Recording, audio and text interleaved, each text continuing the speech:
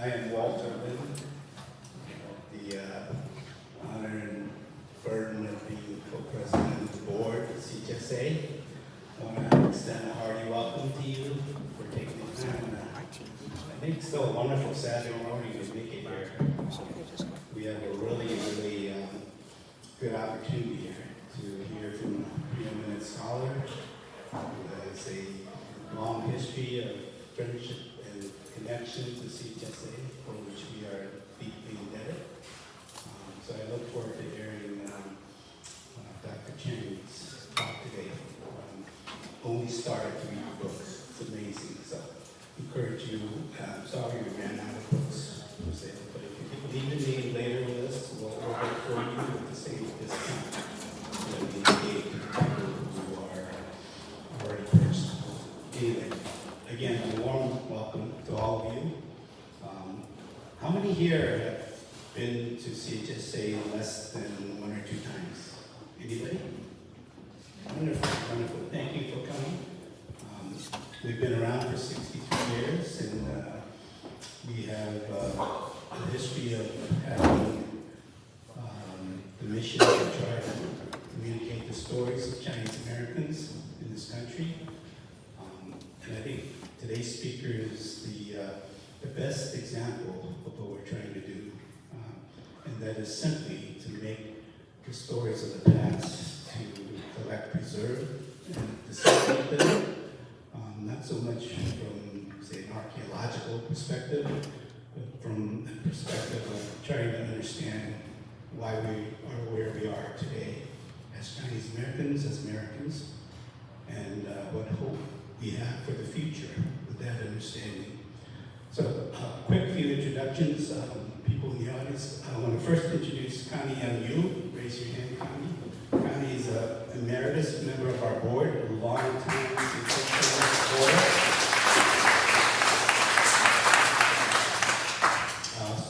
Where is David hiding? David Lay, also on our board, and he is our cultural historical ambassador at CHSA.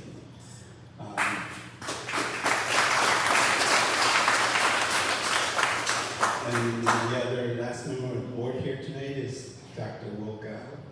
I keep having to introduce people who have PhDs and doctorates, so I feel very diminished in that class. Will is an assistant professor of ethnic studies at Sacramento State University. He joined our board last year and has been super involved in putting these things together as a working board member. So again, welcome. Thank you for being here. I'm going to turn it over to Will. Thank you, Walter. It's a real honor to get to introduce to you all a man who, for this crowd, certainly needs no introduction. But we have the real honor and pleasure of getting to hear from Professor Gordon Chang today. Gordon Chang is the Olive H. Palmer Professor in Humanities at Stanford University. He's the author of many books, including The Chinese and the Iron Road, Building the Transcontinental Railroad, Ghost of Gold Mountain, the epic story of the Chinese who built the Transcontinental Railroad, Asian American Art, A History, 1850 to 1970, Friends and Enemies, the United States, China, and the Soviet Union, 1948 to 1972. And of course, of note for us here at the Chinese Historical Society, he co-edited Chinese American Voices with Judy Young and our very own Mark Lai, a wonderful resource of Chinese American primary sources. I think I can say without hyperbole that Gordon is one of the 3 or 4 most influential scholars of Chinese American history ever. We have the honor of hearing about his new book today. So we'll let Gordon talk, and then he and I will have a little bit of exchange, and then we're going to open it up to the audience for questions. So as he's talking, if you have things you want to ask, make note of them, because you're going to have a chance at the end.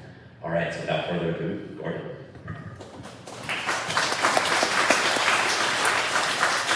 Well, thank you for those gracious and generous introductions, Walter and Will. And it's really quite moving to see so many old friends. And I use the word old in different ways, or 2 ways. ask me how I'm doing, and I say, well, I'm still vertical, so that's a good thing. But thank you all for coming out, and I'm not going to make any other references to the events going down around the city of Santa Clara. We can put them out aside, but thank you for coming up and joining us today. I hope you'll find something of interest in my comments tonight. We got up here, Vicki and I got up here from Palo Alto a little bit early, so we walked around. And I've always enjoyed walking around, particularly Chinatown here, and went to peek into some different places I haven't seen for some years, such as Hanau Playground and the Hanau Tea Room, which I used to go to, our family used to go to when we were growing up. And it's still there. It just looks like it hasn't changed in 60 years or whatever it's been.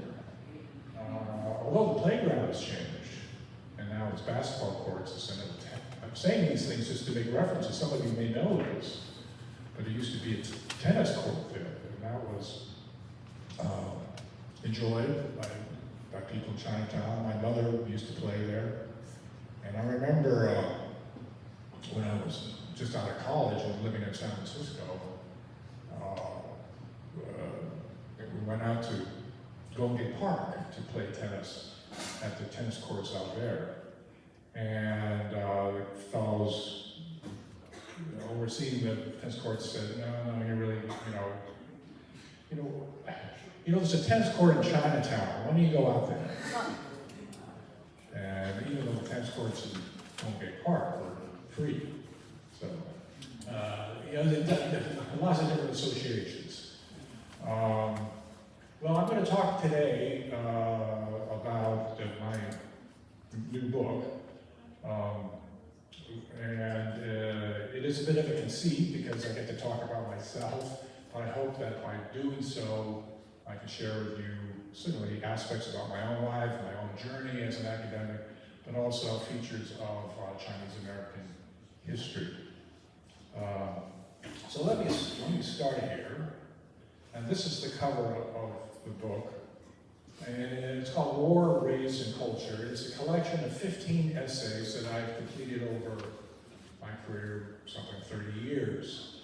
And it has this 3-word title because it describes each of the sections in the book. War, the first 5 essays are largely around war. War has preoccupied me ever since high school. I grew up during the Vietnam War years. I went to college during the height of the war, and I became radicalized because of the war. And I've always been profoundly disturbed about war, and it's the worst aspect of humanity there is, I think. And unfortunately, we still have it with us as this part of the tragedy of humanity. But I've been concerned about war and diplomacy, international relations. So in that first section of the book, I talk about earlier work, mainly, that I did in my career, which was to look at the issue of race, anti-Asian prejudices or attitudes, perceptions in particular, and war in U.S. Diplomacy. So the first chapter of the book was the very first book, first essay I ever published, which is called JFK, China, and the Bomb, which was a very controversial essay when it came out, but now it's sort of become, it has become accepted. And that essay is about John F. Kennedy's obsession with Red China and Red China's imminent acquisition of nuclear capability. And it was his efforts to try to actually enlist the Soviet Union to work with the United States to do a preemptive strike against Chinese nuclear facilities and walk the door. So it was very controversial, and at the time when it came out, a lot of Kennedy fans protested, and they thought this was demeaning and insulting to the memory of the president. I said, it's the truth, and it's all the documentation. So it was quite provocative, and so that essay looks at the issue of race in presidential politics, and we don't have to look too far to know that's still very much the case today. The second essay is Eisenhower in China, and I look at Eisenhower's views. So that's what that first chapter or section is about war. The second section is race, and that's something which, as Will and others have mentioned, I've tried to contribute to. And that is to look in particular about Chinese American, the Japanese American history, going back to the 19th century. I've worked on railroad workers, I've worked on Chinese exclusion history, and the social experience of Chinese in the 19th century. And then the last section, which seems it's about culture, and in particular about painting, Asian American artists. And that's something which I became very interested in. I'm going to tell you more about these different interests of mine as I go along, because it's very quite autobiographical. My father was an artist, so I've always been very interested in art, and I'll say more in a moment. So that's how this book is organized. And it's said often that that historical scholarship is often autobiographical. If you read a history book, you look a little bit deeper and maybe look into the biography of the authors. You often find a biographical connection between the subject and the author. Even when it's not obvious. We live next door, we live in a faculty ghetto at Stanford, and I have a colleague, and she has an Irish last name. And she's a great historian of history of science, and she's interested in Michelangelo and the scientific science during the Renaissance, particularly in Italy. So there didn't seem to be any particular connection.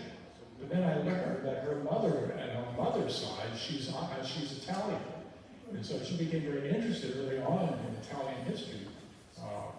So one might not make it quite as obvious at first blush.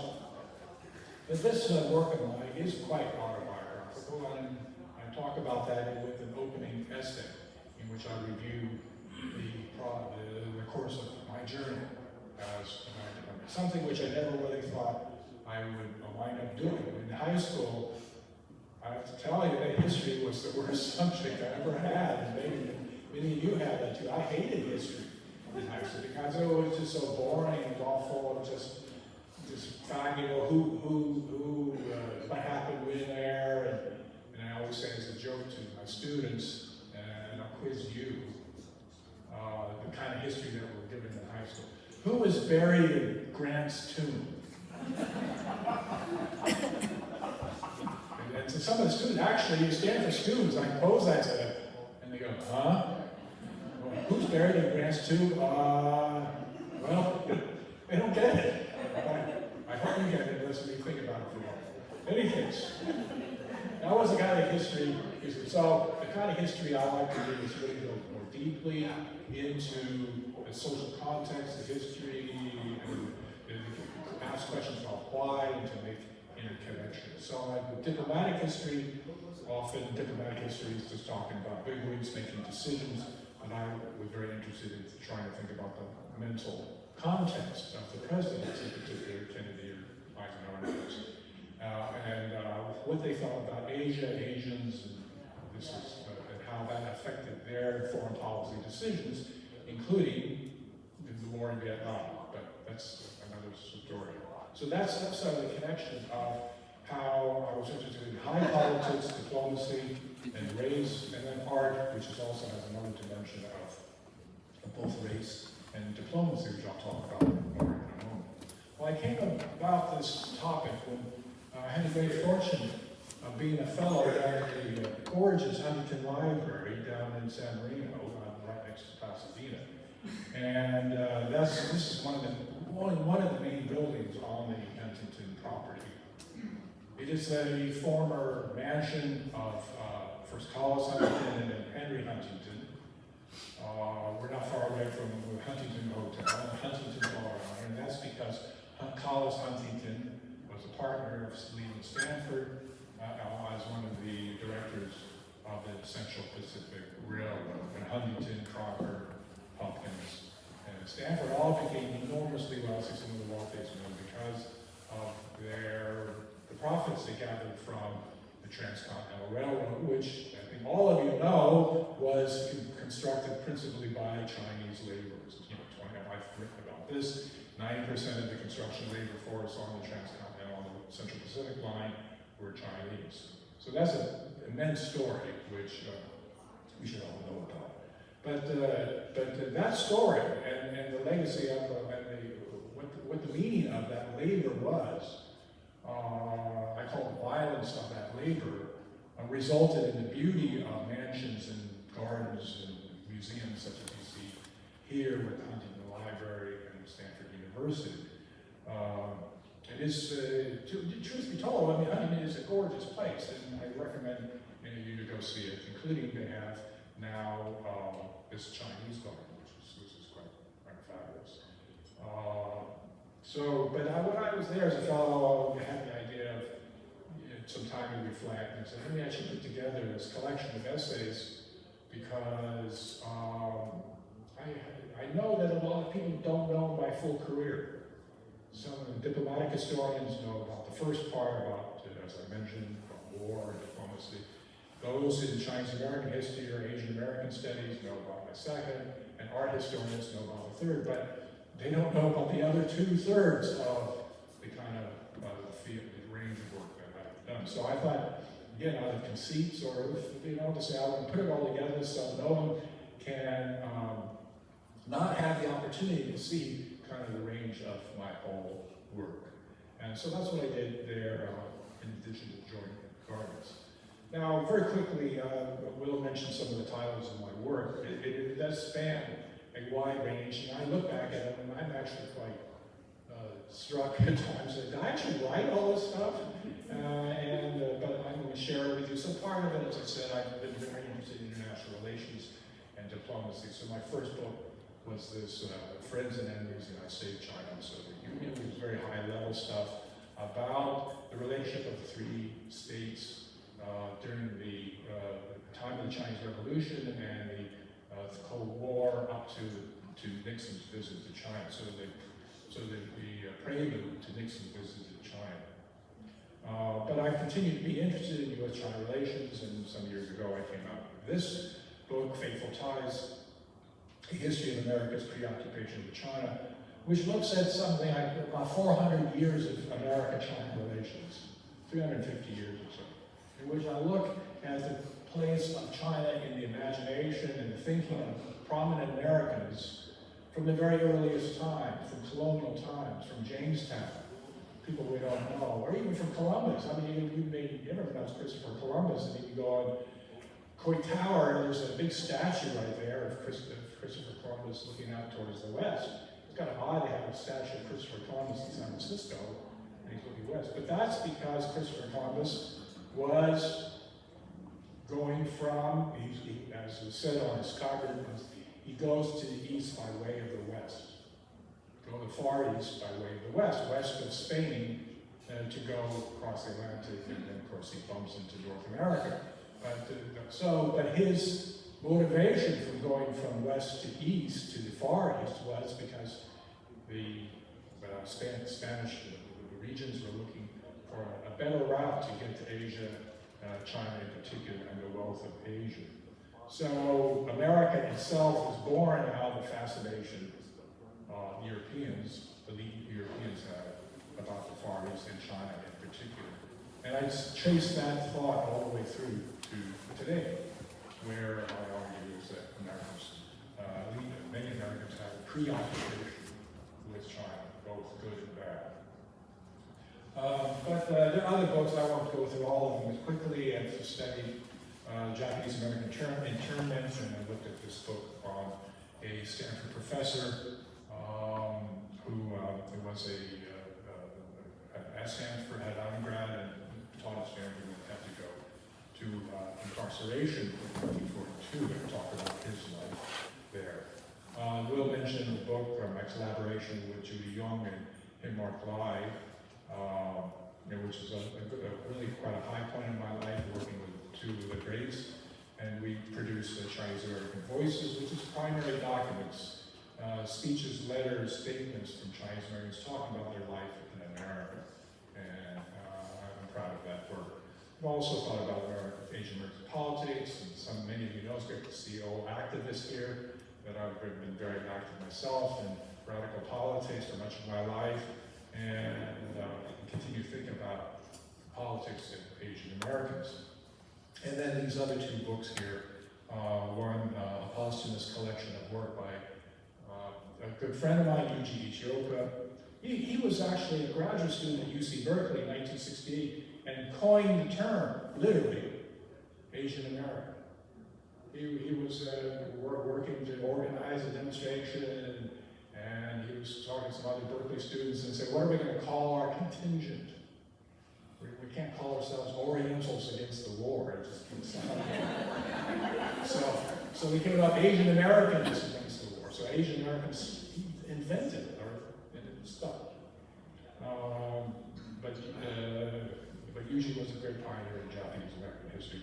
And then I wrote about this reissue of this book by Dr. Gopal Mukherjee, who was a very successful early South Asian writer. And so he talks about early South Asian life in America. In addition, I've spent a good number of years looking and recovering the history of Chinese railroad workers. The first Ghost of Gold Mountain has been quite successful and has made a really, I think, a big impact on changing public understanding, ignorance about the contribution of Chinese to the building of the railroad. So I can recommend that to you. I had a lot of fun writing. That was the first book of mine that was written explicitly, clearly for a public audience, a general audience, not a scholarly audience. And then there's a collection of essays, more scholarly essays in the Chinese I wrote. And then there's art history. So you'll see the different dimensions of my work. It's expressed through these book covers, and one with the fabulous cover by Chiro Obata, a Japanese American professor who taught at UC Berkeley for many years before her incarceration. It was a gorgeous painting and a fabulous artist, and this is a collection. This is a pioneering volume on Asian American art. I included those two little photos at the bottom. It's sort of my 2 minutes of glory and history, and that's where I got to meet Yoko Ono at Stanford. We invited part of our project. So I got to throw it in just for fun. And you can see her there, and you don't know who Yoko Ono is, you'd better, go Google her later on. She was fabulous. She was quite fabulous. And you can see on the lower left-hand corner, I had not met her before. We were on stage, I was sitting on stage, introduced her, and then she comes out from behind the curtain, and she gives me like, sort of a bit, she's diminutive, but she gave me a bear hug, like this, and like this, like we're long-lost friends, and she was delightful, and really very talented and smart, and I think very underestimated and appreciated and demeaned in many ways because of her, of what was said by those who hated her for so-called breaking up the Beatles. That was what so many people know her, but that's not what she should be known for. So what I'm going to do is go through some of my own personal history to share with you how I got to those points in those books, and the current book that some of you have. My grandfather entered the United States in 1882, although I think I have ancestors on my mother's side who were back in Marysville, back in the 1850s. So I'm fourth generation. I claim to be fourth generation Californian. And I've always been interested in Chinese American history, including, I forgot to mention that it's great to be in this building because I was on the board as a director of CHSA when the board, we were all embroiled in discussing whether we should obtain this building. And that's a story in and of itself. But I'm glad those of us who wanted this building prevailed, because here we are. But my grandfather came from southern China, as many foreigners did, from Hoi Ping, and came from a farming family. His village is is still there. I visited his village before. And he came in, I think, through Canada. There's no record of him mentioning the United States. And he never left the United States after he arrived in Canada, which tells me he came in illegally. He had no papers. Even though he sent his children, some of his sons, to China for education, but he himself never went back. Even though he was very devoted, connected to China, he raised money for Sun Yat-sen and all that kind of stuff. But this was a certificate. I provided Connie to part of the great project on collecting these wonderful certificates of residence, which were required of Chinese after 1892. And this was came down through the family. And Jim, I think your dad gave this to me. My cousin Jim is right here, Jim Fong. But as you look at it, this purports to be Fong Chow, called my grandfather Fong Chow, a certificate of residence, so an internal passport, which was required. But the more I looked at it, the more I had questions. Because the name on the certificate is not Fong Chow, it's Fong Chu. And I've never seen that word. And it gives his height, his own physical characteristics, which sort of makes sense. Fong Chow was tall. It says 5'10" here. The resemblance of the face looks pretty similar. But then there are these references to Portland, to being this or that, which never rang true within the family history. So I think he purchased this. This is authentic, but it's a certificate of somebody else. And that goes to the whole issue of paper sons, paper daughters, and fraudulent identity and all that. Now, he was a fascinating person, I think, and made his way down from Vancouver, eventually settled in Sacramento. I don't think the record seems to show that he walked the entire way. This is 1882. From Vancouver to California. We wanted to get gold. And he settled in Sacramento for a while, and then wound up in the gold country. And he became quite successful. He was apparently quite talented, and eventually became the manager of the Omega Gold Mine. I'm looking at you, anybody know that? The Omega Gold Mine was the most profitable gold mine in California. He did not own it, he ran it, because he was talented, and he knew other Chinese. He became the manager, and most of the workers, Boulder Heights workers, but also Chinese workers. And so he became quite prominent as a manager and an entrepreneur in his life. And he became successful, so much so that he was able to marry. And as you may know, a lot of the Chinese didn't marry because they didn't have much money. There was a dearth of Chinese females. There was anti-miscegenation laws, could marry non-white women. But he did marry, and this is great photos we have down through the family of Fong Chow on the left, and Mary Tom, Delaney Tom, his wife, who she was born in Marysville. And her father's name is on the list of benefactors for the Baha'i Temple. So I have connections, to Marysville. And Marysville, some of you know Brian Tom, and Tom is also Hom. And so Marysville has a lot of Toms and a lot of Homs, so we were all cousins, related in Marysville. But this is beautiful photos, both the photos taken in California. Now this is in a photo studio, and the one of Lonnie, she's about 18 years old, a young girl, and you can't see her feet, they're kind of hidden, but she had them semi-bound, as tradition was in China.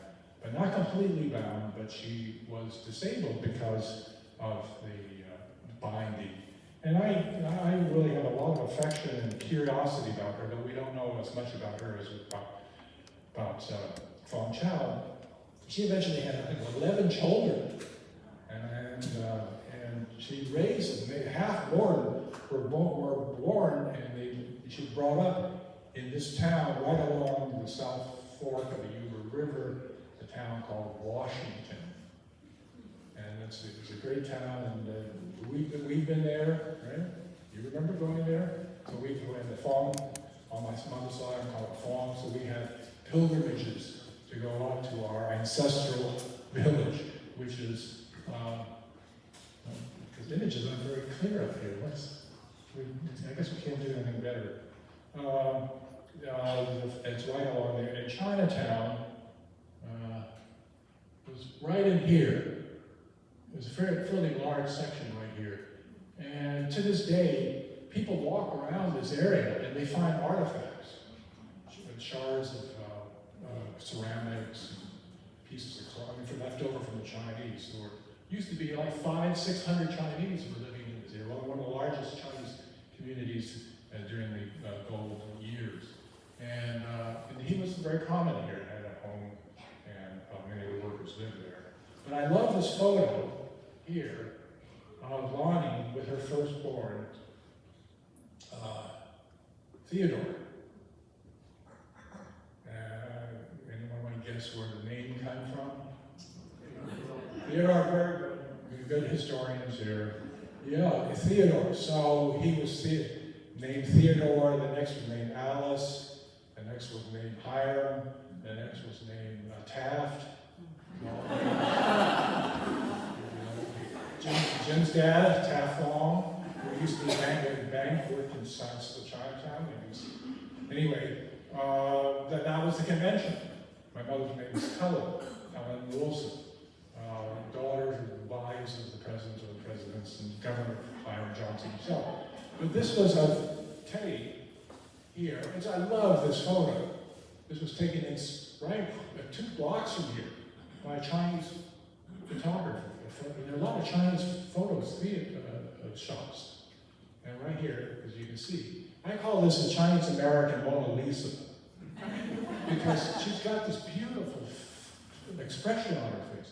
There's kind of contentment, she's a mother, she's happy, she loves her son there, but I bet she's tired, a young mother like this, now she's facing, as a young mother, motherhood. And her little baby here, cute, really cute. Tragedy is in his future. When he's 14, 15 years old, Fong Chao and Tom send him back to China for education. They wanted him to learn. He didn't know any Chinese or English well, and they sent him to Hong Kong first to stay with relatives before they could send him back to the village where he was supposed to stay for a year or 2 years to get Chinese education and learn Chinese language. Well, we have some letters from Teddy. One of the last letters says, I'm really bored here, I really want to get to the village, I want to do something, get out of here, but aunties here said it's too dangerous to go back to the village because there are a lot of bandits. Then he does go back and bandits kidnap him and ransom him, and he never survives.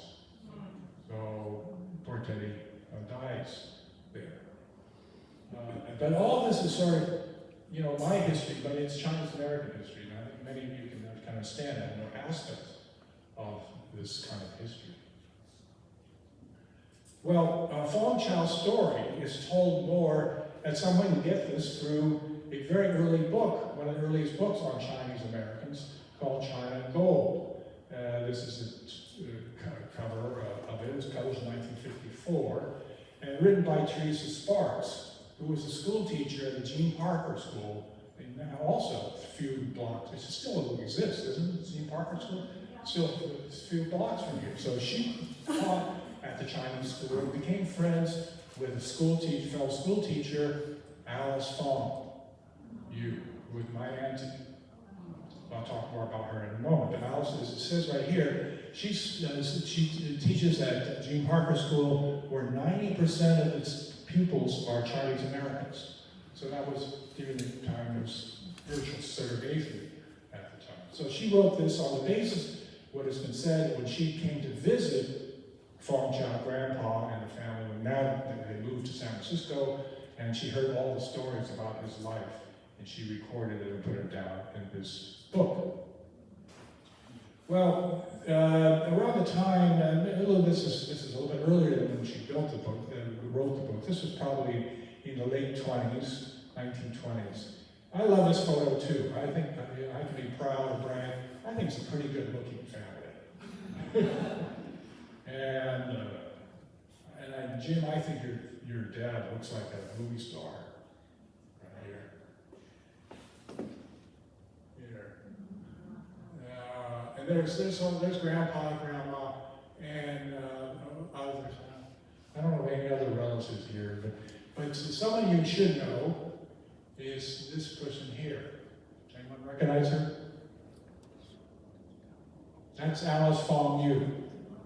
And those in San Francisco, John Chang here invited me to speak at the opening of the Alice Fong Yu Chinese Immersion School, which is still there, and it's named after her, because she was the first Chinese American school teacher in San Francisco in 1924. So, and then founder of the Square Circle Club, and activist in many other activities. Other tragedies in the family is Uncle Albert. I'm not sure where Albert got his name, but he went off to,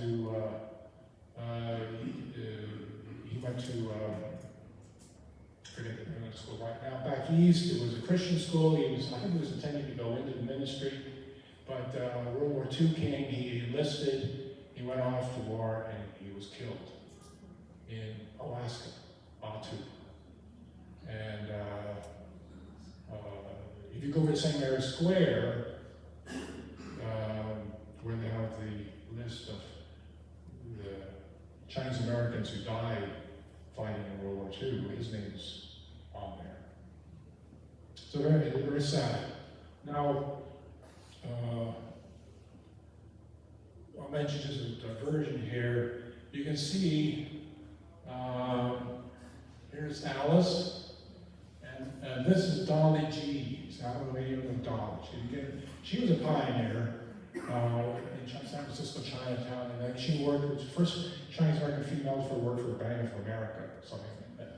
So here they are. They were both like young, aspiring young professionals at the time. This is in the 30s, and it's Margaret Chung, the physician, Chinese American women who were aspiring and who worked very hard to elevate themselves. And the Square Circle Club here, the founders here, Alice right here, Dolly here, and others. I can't see this very well. This is Alice is somewhere here. This is taken at the Forbidden City nightclub. Just again, a few blocks from here. Used to be on Sutter. And part of my family were very involved. We had the straight lace, the professionals, Auntie Al, and we had the others who were nightclub performers. This is one of my, she was a dancer, my Auntie Dorothy, and her daughter right here, that's Dorlee, Jim, and you can't see the others right here. Right here is Alice's husband, John Yu, Alice Fong Yu, and he became one of the proprietors of the Imperial Palace restaurant, which came up after Johnny Pan's restaurant was the first upscale restaurant. Imperial Palace used to been, I think, maybe some of you don't remember, but anyway, it was a big deal, and I remember in the 60s going to Imperial Palace restaurant on Grand Avenue. I wanted to share with you this very touching image here of Grandpa receiving the American flag representing Albert in sacrifice. And here he is being given the flag, and this is Auntie Minnie here, Jim. And I think this is your dad here. It's hard to see in this photo. But I always look at his face,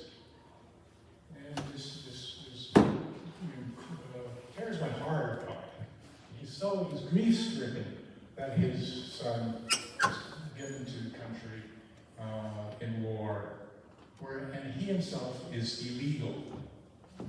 Never had citizenship, never could leave the country, and then gave up his son here. And also you can see their siblings' grief. But in addition, this is a fascinating juxtaposition of sacrifice and Chinese American social life, but also politics. Chinese Exclusion Act still exists, and there's a lot of agitation to have it ended. So here you can see this discussion here about Chinese Americans trying to overturn the Chinese Exclusion Act, which was the following year. And on the back of this copy of the paper is this big advertisement, as you can see right here, the Chinese Americans, again, really agitating for their rights. So I find that this juxtaposition is representative of the reality of Chinese American life in many different ways. Well, we grew up, Jim and the farm. So I'll talk about my father's side in a moment. And I'll go through a little more quickly here. We grew up mainly in the Bay Area, in San Francisco, Oakland, and Berkeley. And this was a photo of a Christmas party. We would get together. We're pretty close as a family. I'd say we see the cousins. We had a lot. It was nice to have a big family, lots of cousins.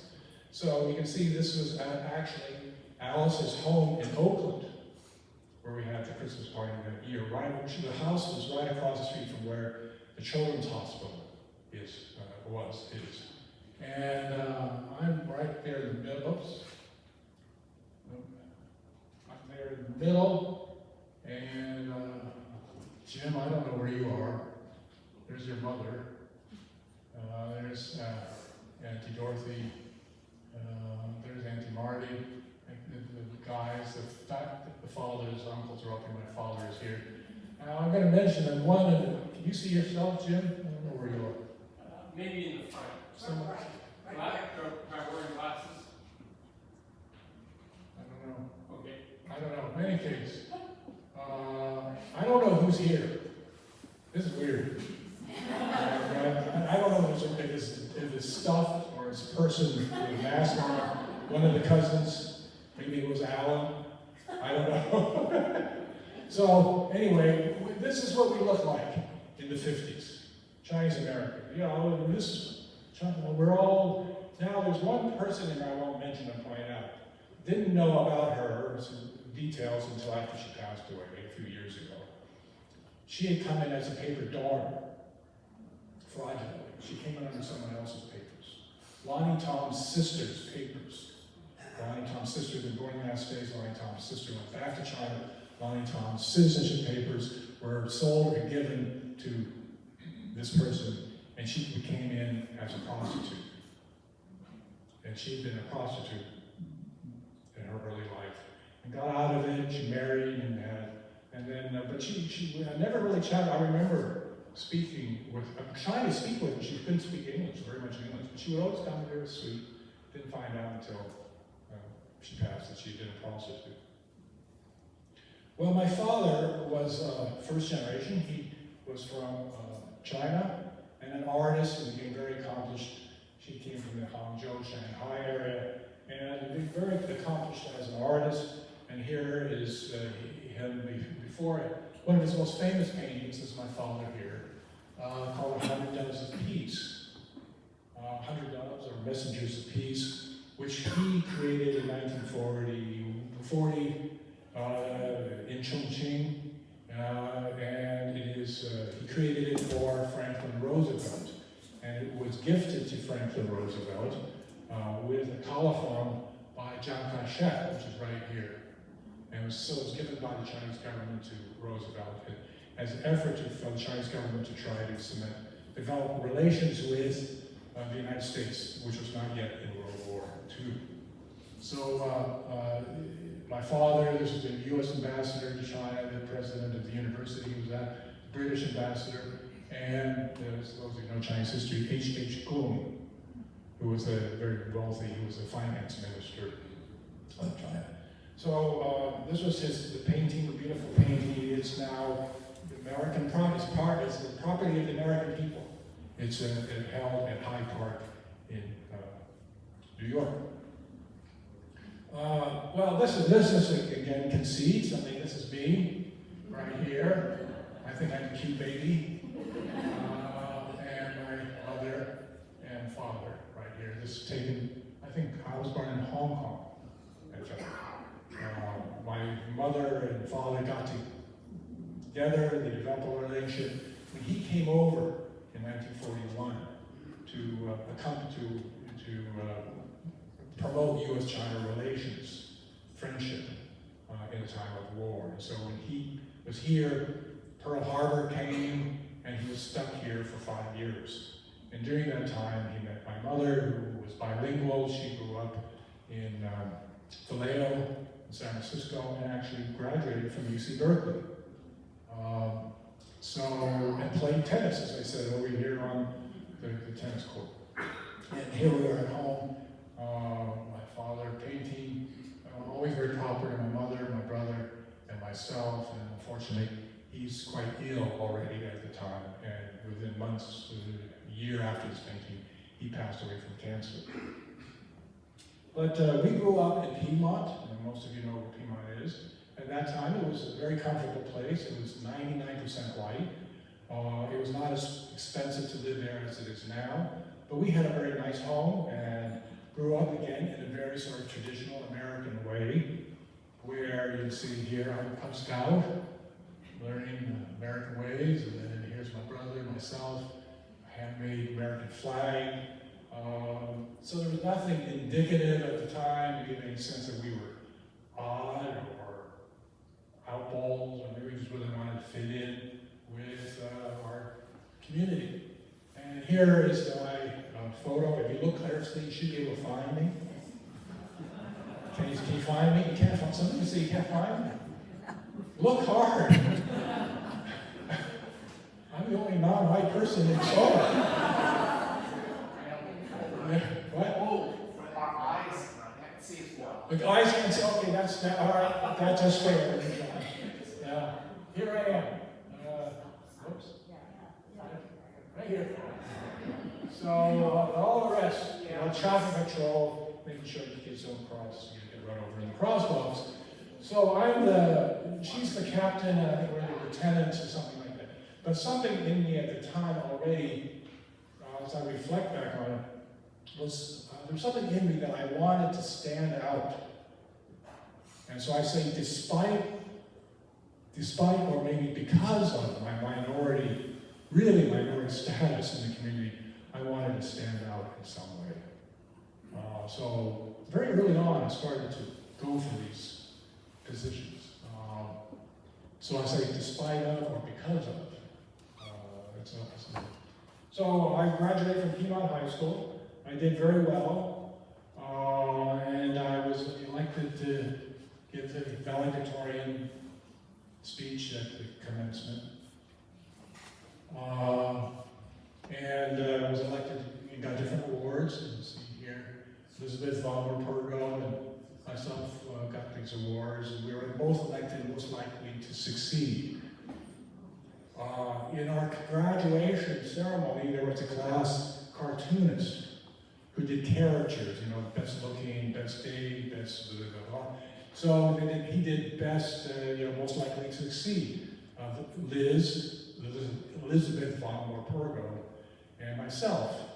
She was riding comfortably in a rickshaw, and I was pulling the rickshaw with a cue. So I was most likely to succeed to pull blonde Liz through the streets. So that was a kind of unusual status I had, honored and demeaned in different ways. Years later, at a high school class reunion, Liz came up to me and she said, I was in San Francisco Chinatown a few years ago, and I went to a shop and I'm feeling the things, and I realized in a previous life I'd been Chinese. Oh, good, Liz.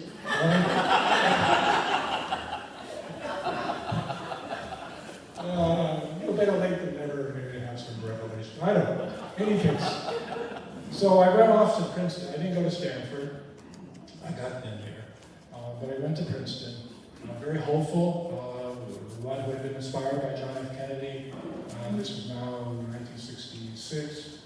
And I waffled on the issue of the Vietnam War. I remember the Chinese CHSA, Chinese American Citizens Alliance, had a scholarship. I applied for it, and I was a finalist, and I had to debate on the question. I was interviewed by people, and said, what do you think of the Vietnam War? And I said, on the one hand, we have to keep our commitment to we, the American United States. On the other hand, it's really terrible because of war. So I waffled on the question, and I didn't get the scholarship. But then I changed. I mean, I was very hopeful as a young guy going 3,000 miles away. I'd never been out to Princeton, and it was quite an experience. And to this day, I have a love-hate relationship with Princeton. It was quite an experience, and there was much I appreciated, particularly education and exposure to many things I never had before.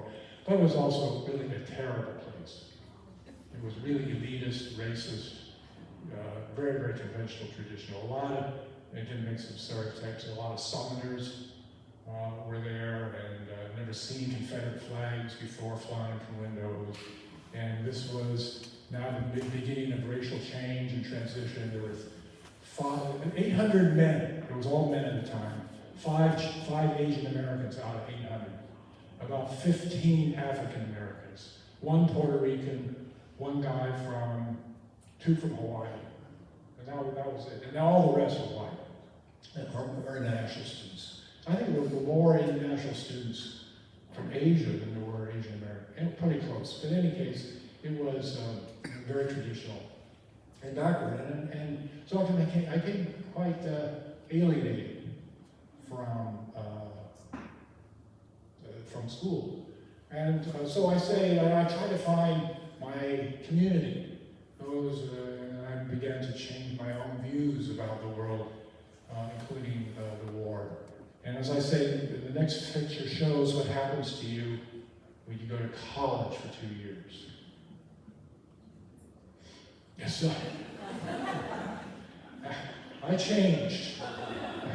And here you see me speaking. I became active in radical groups, and the black students took over an administration building demanding divestment from South Africa. Companies doing work in business in South Africa.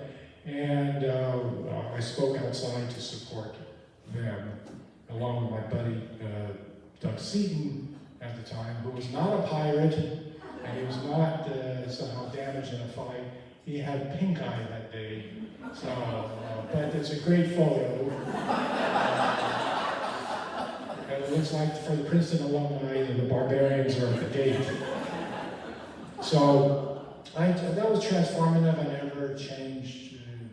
Back to Doug did. He's a chumper now, but it set me off on a path where,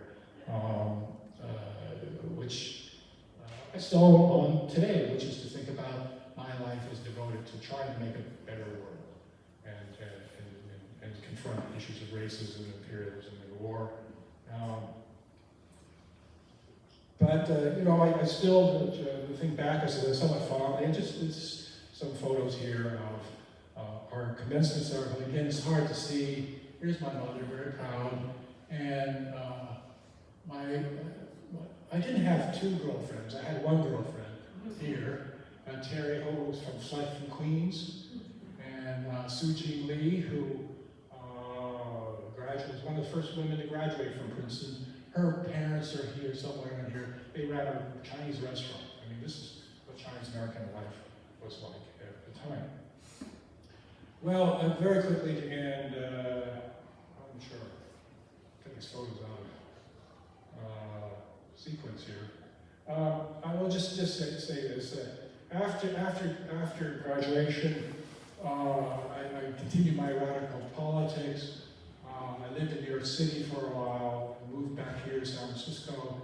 I went to Stanford for a year and a half for graduate studies, but realized that graduate work at that time, in the early 70s, was not for me. I don't know if we met at the time. in the early 70s, maybe later on, I think, you were at Stanford, in the mailroom, somewhere, weren't you? No, it was in that, a Tresser, labor organizer, You were working for the lady, Yeah. you were trying- fighting for some. Yeah. workers. Yeah, so I left after a year and a half and lived up the street here and got involved in San Francisco politics and international hotel and other things. Eventually, I did go back to Stanford, got a PhD, and became an academic. But along the way, met a lot of great friends and colleagues and comrades here along the way. And that's a story for another time of how we all got together. But it's fabulous that we still have this contact. One of the high points, as I said, was my work later in life on Chinese railroad workers. So I'm most proud, very proud. I'm proud of all the work I did. But this was an important part because I think it was helped to transform the popular understanding of the Chinese railroad workers. And I'm speaking here at the Huntington before this iconic photo on the Chinese at the two railroads meeting at Promontory Summit in 1869. That many believe the photographer deliberately excluded Chinese from the photo because you don't see the Chinese workers anywhere, you just see white workers here. But Vicki and my wife here, we went to Sacramento to the Railroad Museum and they had a huge photo of this, a huge copy of this photo. And she looked at it and said, well, we can't see it. What about this guy here? And I'm convinced he's Chinese. He's a Chinese worker, but we don't see his face. But the way he's dressed, and he's got worker clothes on and all this, he is there. He's also ghostly, and that's where part of the title of my book comes from, is that he's moving. He's not so much into the celebration where all these other people want their photos taken, but he's moving through the crowd. So it's also a metaphor for historical amnesia, forgetting, but also he's hidden in plain sight, which is so much of what history is about.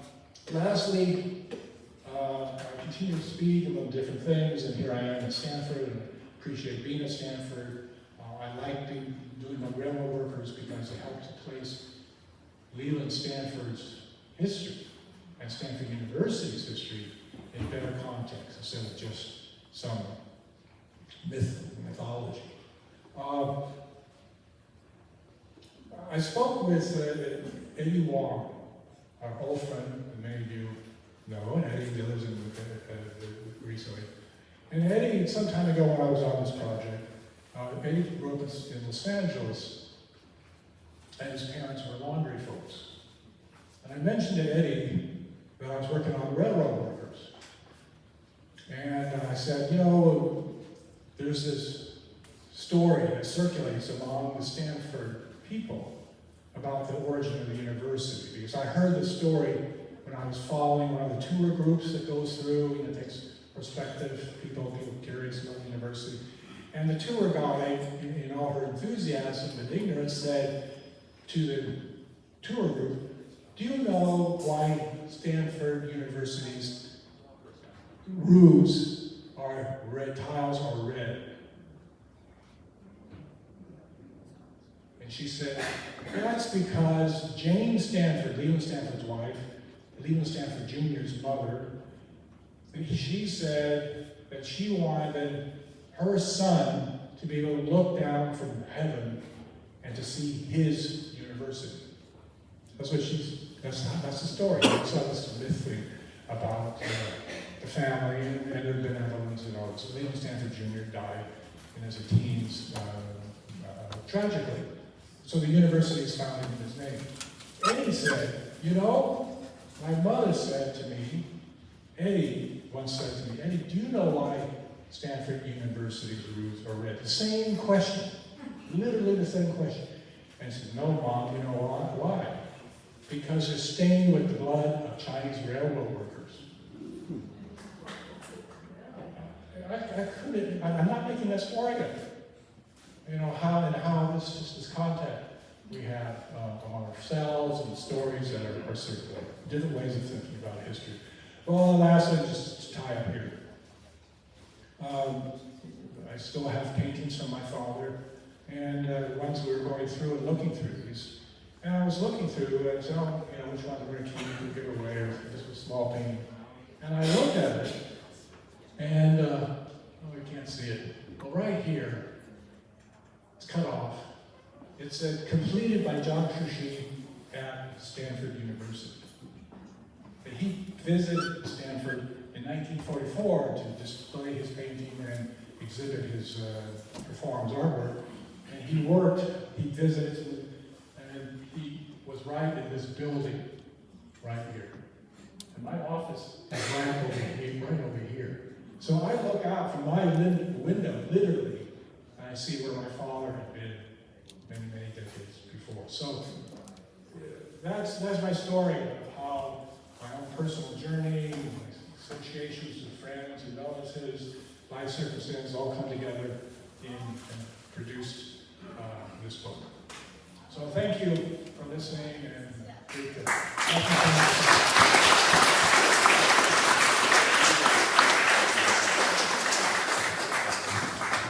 Thank you so much, Gordon. It's such a pleasure to hear these stories. I've got just 2 questions to start us off, and then we're going to pass the mic around. If you all have questions out there, you can be thinking about them. We're going to have about 30 minutes of opportunity to ask Gordon questions. So you talked a little bit in your talk today about Gordon Chang, your grandfather, right, and his papers. And you know, I'm also 4th generation Chinese American, and I know that in my family we have, you know, some folks that are paper relatives, and I'm sure many in this room do. I'm wondering what you think, kind of, this is something I've been grappling with, right? As a historian of Chinese America, what is our role in this current moment? We look at this kind of rise in kind of anti-immigrant sentiments. You know, we have ICE on the streets, we have all this crazy stuff that's going on, that in many ways, in my mind as a historian of Chinese America, links to things that we saw in past periods. What is our role? Is our role to tell this history? Is it to speak? Like, where do you see your role or our role as historians of Chinese America in this moment of ascendant white nationalism? Well, that's a very powerful question, Will. I am reluctant to say what we as a collective should do. People decide on their own what they should do. My own view is that it's heartbreaking, infuriating, angering to see the news.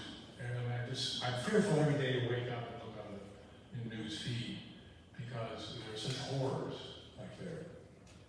And I feel obligated to speak out, to participate, no King's demonstrations, to talk to other people. I can't do much politics in class, you know, be careful that the students generally in my classes are all like mine, and they're outraged and horrified at what's going on. But there's also a sense of futility that many of us probably feel looking through, because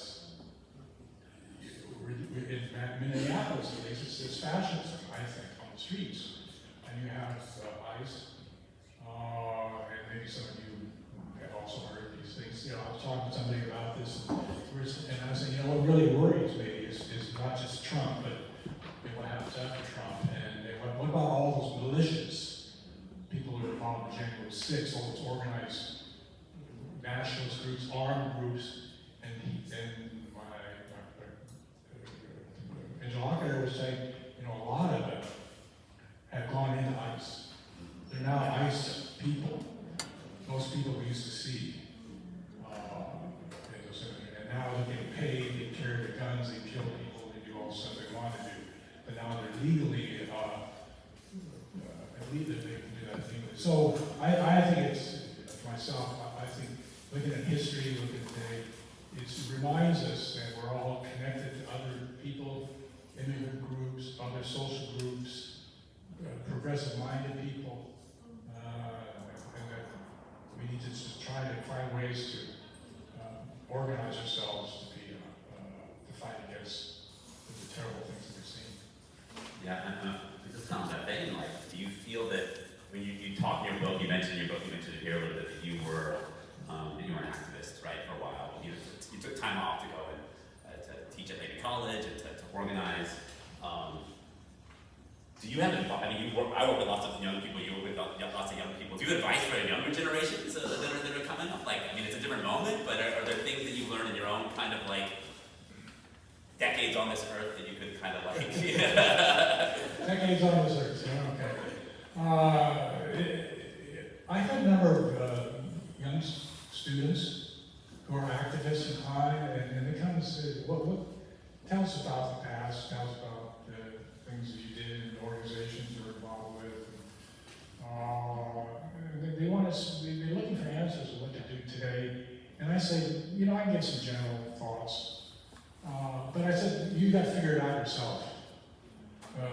Those of us we had to figure it out on our own. We made a lot of mistakes. We did good things. We did some things that were not advisable. That we would have done differently. But it's a different time and place right now. And there's no blueprint for activism. Really different circumstances right now, in my view. Yeah. But what comes out to me is that, I mentioned this just a minute ago, is that there's a lot of futility, a sense of futility. But there are very few organizations.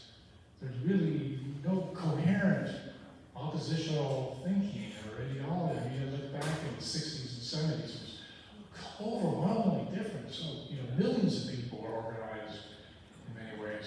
And today you just don't have it, even though there are millions of people who are opposed to what's going on. But it's just too fragmented, in my view. And I tell a student that one thing I do have a takeaway is that find ways to find common ground with other people who think similarly. There's, in the past, there was too much division, and people on the left just should have been finding ways for kind of more common ground. We did. So, yeah, one more question, and then pass the mic around. So, you mentioned your book in the introduction about how you had this idea of writing your dissertation on your aunt, Alice. Oh, yes. And then I was sitting here watching your presentation here, and a lot of this is not in the book, right? All these pictures. Would you consider writing a family history? Is that something that's in your either of Alice from you or some other of your family stories? Is that Well, great question. Actually, when I was in Huntington, I started that. Nice, yeah. So I have about a third of a family history involved. I was going back through China Gold and trying to verify what she claimed. And there's a lot of stuff that's unclear in the book, which is a fairly interesting book. But you're right. When I was in graduate school, looking for a dissertation, and how was in the audience, as you see papers right now, Pete getting his PhD in history, and writing a dissertation, I was thinking of writing a dissertation on Alice Fong. And because she was still living at the time, I interviewed her repeatedly. She showed me her papers and talked to her about her life and all sorts of stories from live tape. And but then maybe I should have done it because it still waits to be done. Her papers are now at Stanford, so a huge collection of papers. But at that time, the job prospects for what we now call Asian American Studies were not very good. They're still not very good. As someone who's just another job market. Unfortunately, they're better now than before. Yeah, no, sure. Yeah. But at that time, so I decided to go to my other passion, which is international politics. And that's why I did what I did and wound up with my first book about Fritz and Engels. Thanks, Gordon. So we're going to go ahead and open up the mic runners. If you have a question, raise your hand. We'll pass the mic down. Well, thank you, Gordon, for putting personal spin on this, because it's been really engaging for me. I just want to add, because we were talking about Alice Fong Yu, and I'm an Alice Fong Yu fan, is that, she was the first school teacher hired by South Dakota Unified School District in 1926. She was a founder of the Square and the Circle Club in 1924. And when she taught across the street at Stockton Elementary School, which is now Gordon Elementary School, there's one point I want to add, that when CHSA, Chinese Historical Society of America, was founded in 1963, Alice Hong Yu was one of the officers, and she, either president or secretary. I can't remember. So I just want to connect Alice Hong Yu with the legacy of this organization, this great organization, which was founded in 1963. Yeah, thank you. I forgot to mention that. That was the other connection. You got so much Because stuff. Alex and then also John were both founding activists with the. I sense an exhibit in the future, maybe, possibly. That'd be great. What other questions out there?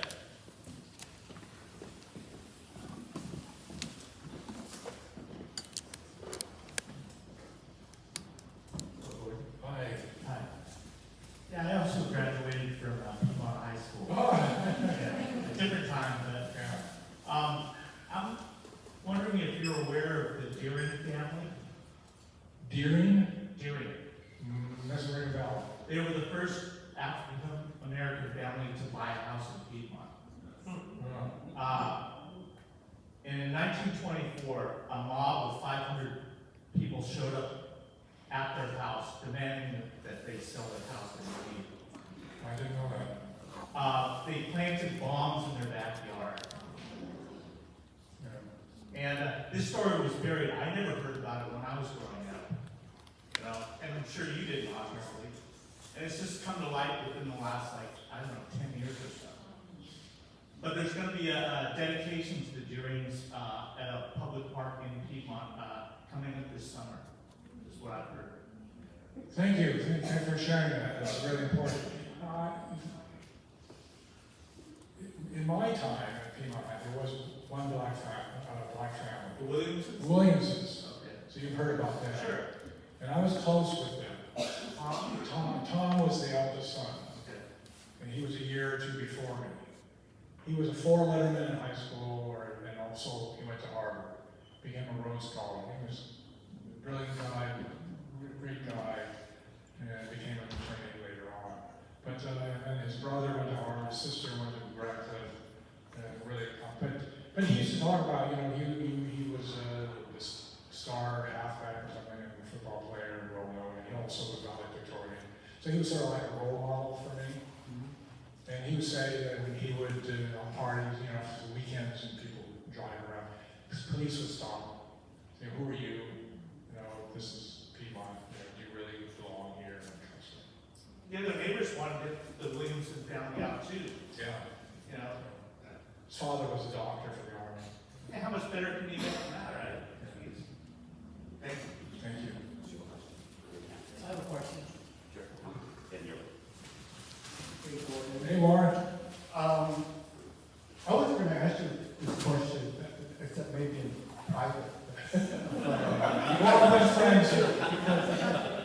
But I was wondering, because I was part of the lab, that with you, we did some similar things. Our backgrounds are very different. I was wondering if you would consider writing about that time, or summing some of that stuff up. And I know it's hard because it's personal, but since you already wrote about some personal stuff already, why not write about that? Because the reason I asked is because other people have written about us, Yeah, and they've gotten it so wrong. yeah, Either because they were totally anti-communist, yeah. or they were white and they really didn't understand why we did what we did. Following the Panthers, for example, versus following other white leftists. So I just feel like, and I tried to do some of that myself, but my problem is, unlike you, I really can't write. Because I'm a cook, I went to public schools in San Francisco, not Piedmont, and I really suck at, trying to do some of the summations that I think would be required. So that's why I thought I'm putting that kind of on you, The other reason is that I feel like one of the problems today, which you hit at, is that I'm very appreciative that I actually got involved with people like you, because that's what got me back into college. Because, you know, I was fucking headed towards jail or probably, you know, another blue collar job like my brother working in an auto shop or something. So that was my Chinese American trajectory, which is a little different from yours. But at the same time, if I didn't get involved in the left, I would have never gone back to college. I would have never read shit like your books. You know, I'm sorry to say. So I used to even joke with my friends, you know, how I got back to college. You know, I said, you could read Lenin, and you could read Mao, you could read anything. You know, and so I feel like it was people like you, or involved with some of the people like you, to help kind of round out my education. So, which is kind of offhand way. I didn't have to go to Stanford. Well, thanks, Warren, for sharing your opening up like that. There's a lot that you said, and I was thinking about that. But I have thought about writing. You shouldn't diminish your own writing ability, in fact, and speaking ability. You spoke very eloquently just now. And I think I just read, I'm trying to just thinking of something, rolling my eyeballs. I read something right now that quotes you. What was it when you were quoted about something? Well, we've written a couple of little left things, but you No, know, something- union stuff. That's what my life. Maybe it was, but yeah, but you know, you do a good job in expressing your point of view, I think. But yeah, I've been talking to a lot of people about the left and what we did, and trying to think about lessons. But I'll share a little bit today. And I may do so. I mean, I still got some energy, maybe I got a lot of different projects. When I think about that, though, I always wonder about the basic question is for whom and for what? You know, who it was before? And it was for us, you know, maybe it's Carthage,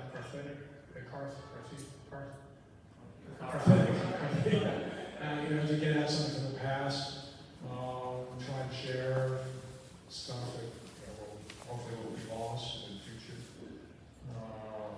But something I really wonder about, well, why, what would be useful? You know, I don't want to do it just to do it. But what would be useful for people to learn? And part of that is, I think, you know, there are things that we can talk about, or I would talk about, that I would hope not to see recommitted. But also some things that would still stand for.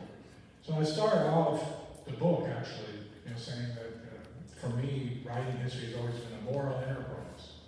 By moral enterprise, I guess a political enterprise, but moral, I think more people, probably audience can understand that is, it has a certain issue of principle and forward thinking and trying to make the world a better place. And so all the essays, I mean, somewhat, you know, and I'm animated by that commitment, which I mentioned I came to when I was in college. But those years profoundly affected me.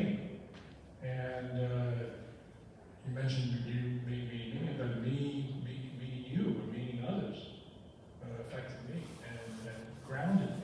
There's always been a part of, I've always appreciated, never regretted any of those years of sacrifice and activism and just being around real people.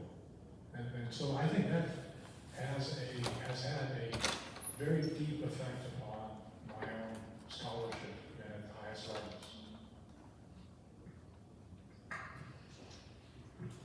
Thank you, Gordon. Just for your information, Piedmont today is a standalone city council and scouting, a very strong scouting organization. And now this is San Francisco, Alameda County, Contra Costa County, up north, the Oregon border. Former council of Piedmont as a city, as a standalone council. Pretty cool. The question is this, you know, in your description of your life, and I've not read any of your books, has religion, Christianity, Buddhism, been a role in your thinking?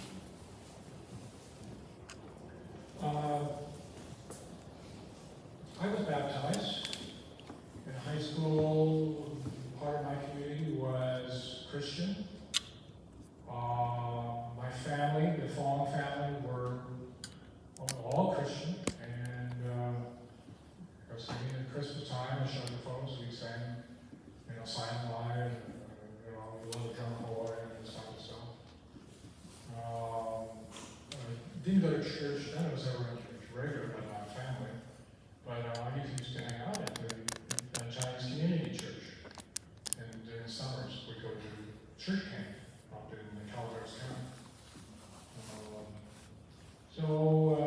But I never really was deeply devout. I never finished reading the Bible, or never went to church regularly. But it was a good question. On the other hand, my father was, I'm not sure what he was, but he was Buddhist, my mother was Christian. So as I've aged, I think about those religious, say, traditions, all of them. And I have greater respect for them, I think. Of thinking about fraternity, grace, sacrifice, humility, which I think all the different religions share.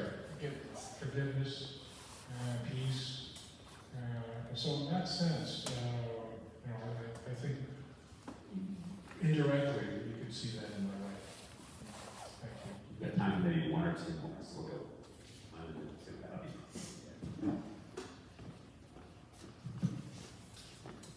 I have three questions. First question is, your grandfather, did he come before or after the 1882 Chinese Exclusion Act? He came in, I'll just answer quickly. He came in apparently to the book, 1882, which I think is probably correct. And I think he came in right after its passage, which is why he went to Canada. Okay. Second question is, who exactly was Mary Hong or Mary Fong? How is she related to you? Who is her father? Because I have roots in Marysville. So Lonnie Tom is from Marysville. She's my grandmother. So she married Fong Chang, my grandfather. So Lonnie Tom was one of three sisters. Lonnie, Fanny, and Annie Tom. They're all born in Marysville. Annie is the one who, when their father died, and his remaining thing back to China, she went back with him. And that's her papers got transferred to the other entities mentioned. Okay. Last question. If you were to recommend one or two books that you wrote to people that aren't that familiar with you, which books would you recommend? Well, of course, depends on what question or what you're interested in. I should mention, I know a lot of you got books related to this event, but if you didn't and you would like one, I have flyers here and with the code for purchase for a discount. So if you wanted to just come up here and pick up a copy of the flyer with the information on it. But personally, I think this book that you have, the one that's I'm talking about today, I think Ghosts of Gold Mountain I'm very proud about. If you're interested in international relations or U.S.-China relations, I say Faithful Ties. That was published a few years ago. Thank you. Our last question. Thank you so much for the talk. I really appreciate it. My name is Claudia. I teach elementary school at Lincoln Elementary in Oakland's Chinatown. So I know you through your book, Ghosts of Gold Mountain, which I love. And it gave me a lot of background knowledge to teach my third graders. And so I recommend, but I haven't read your other books. And so I appreciate after today, I didn't know what to expect for your talk. But I appreciate learning about your family history and the connections. Through my work, I've been bringing students up to Marysville for the Bacchai Festival, as well as to Montreal for the local members. So all those connections, your personal story and the meeting, they'll really connect and just, is amazing. I was just curious though, you mentioned that you grew up and went to high school in Piedmont, so I'm wondering if you spent time also in Oakland's Chinatown? And Oh, lots. so, and how that juxtaposition was, coming from the, being the only one of the few Asian Americans, Chinese Americans at your school. And did you go to elementary school in Piedmont? And what was it like traveling between those two communities at the time? Oh, well, you promote a lot of good memories. Piedmont's on the hills, and we drive down, Piedmont Avenue, going to Harrison, and Webster Street, we go down to Chinatown, all the time. And I had a lot of memories of Oakland Chinatown, which is different. I at Lincoln School, just a couple blocks away. I remember the poultry shop. Some of you may not know that in Old San Francisco, in Oakland Chinatown, there used to be live poultry shops with ducks and chickens. And you feel sad. I mean, they were in cages, right? But they're all squawking away, and my mother would go in and say, and then we would go have lunch, or she would go find fish, that one. Live fish, and pretty special. And then we come back a couple hours later, and they're, dressed. So I have strong memories of it. But yes, I remember all the different restaurants, many restaurants down there. It was unusual to be alive because all my friends were white and the neighborhood and so forth. But the people I remember most, of course, my cousins, which would see them a few times a year, and then Chinatown or San Francisco. So it was kind of a chopped up existence. But I congratulate you as a teacher. I have great respect, and I hope we all should have respect for teachers. And you don't, let me just borrow the book for because I want to say that I inscribed the book in the beginning here to the many, many teachers through the years, in and beyond schools, who've taught me about history and life. So I've become, I think that someone asked about religion, I think I'm having a little more confusion as I age, and I value and respect teachers of all sorts. Thank you so much. Thank you, Will. You, on that note, don't give yourself credit enough for your educational influence on people. The people that we come across that can point to you as a source of inspiration, Gordon, I think are well beyond my 2 hands and 2 feet, including the speaker we had last year, who currently is at your alma mater, who was your mentee. And we spoke of how he was also one of your mentees and currently finishing his studies, waiting anxiously for his book at UC Davis, and many others that we've come across. So I think we need to recognize that in education, in particular in this area of Asian American, Chinese American history and activism, and using the roots of our history to propel the things we need to do going forward. I think that education is priceless. We thank you for that. I hope that you didn't disappoint. I don't think you did. Thank you so much, Gordon.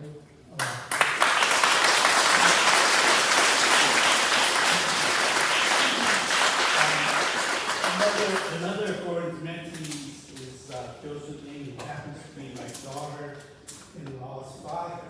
And when I was with him, when we were with him in Honolulu, I'm a huge coffee drinker. He planted this blend of coffee called Morning Glory. And he said, you have to get this for Gordon. So Joseph said, bring this back. I'm sure you'll appreciate it. Morning Glory is the title of the second book that Gordon wrote about the Japanese American internment Stanford professors. It was Morning Glory and Evening Shadows. And there's Morning Glory and here's Kona Moon. Thank you, Walter. Thank you. I hope you and Vicky can appreciate those. They will say a few words in your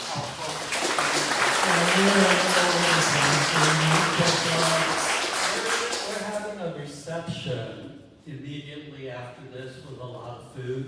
Do stay. You can talk with Gordon one-on-one. We'll spend an hour, hour and a half. But I think we're trying to build up a community here of people interested in Chinese American history. So there's people, try to meet someone new today if you can. Introduce yourselves. I'll start off with a few in our audience. John Chang, right here, he's a composer, jazz. We have two doctors here. Robert E. Lee, I wonder who he's named after. Psychiatrist. So mental health amongst Asian Americans, very important. You can talk to him. Russell is an allergist, so if you're starting to get allergies, and then Sherilyn, very much involved with the Asian Art Museum. So if you want to get involved with the Asian Art Museum, is Sherilyn. And then we have Darlene. If you want to know about Oroville, she's studying Oroville there. And I see Russell and Sharon, also very much involved in the Asian Art Museum today. He's a doctor in Chinatown, sitting next to Randall Lowe, who's also a doctor, was a doctor in Chinatown. So you want to talk about health in Chinatown, whole other subject is these two. Dottie is an artist, ceramicist. Jackie ran the pediatrics department at UC San Francisco for a long time. And back here, I see Warren. You should be able to write. You went to Harvard. That's right. And you should be doing a writing about that period, youth council, the leeway, junior raiders, all that. We really haven't covered that part of it. So if you're interested in that period of activism in Chinatown, Warren, and of course Gordon, and then how he knows more about the collection at CHSA, the Chinese portion. He read almost all the Chinese of the collection that's here. So you can talk about your PhD is on rural Chinese businesses that we really don't know much about. And I see Connie Youngju, formerly on the board. She's been writing about Chinese American history since the 60s. I remember reading your articles in the Chinese Chamber of Commerce publication about Chinese American history. Andrea, her family, Lim Hong, a lot of descendants. And she does the genealogy. We're having our genealogy workshop in San Francisco next week. But her ancestry, a lot of famous people, Art Lim, I think he has license number 15 as to fly an airplane. The 15th person in the U.S. to get a license. And he eventually started the Air Force in China. And then I see Peter there. If you want to know about publication, how to get your book published, raise your hand. Peter, sorry. Good to see you back there. And just well, anyways, there's a lot more of you, and I want to point out Anna Ng over there. She's a lecturer at UC Berkeley, Asian American Studies, and she runs our archive. And we're moving our archive back here, but we need volunteers to scan. So if you have time, this coming year, we have 20,000 stuff you need to scan. So thank you very much. There's a lot of food.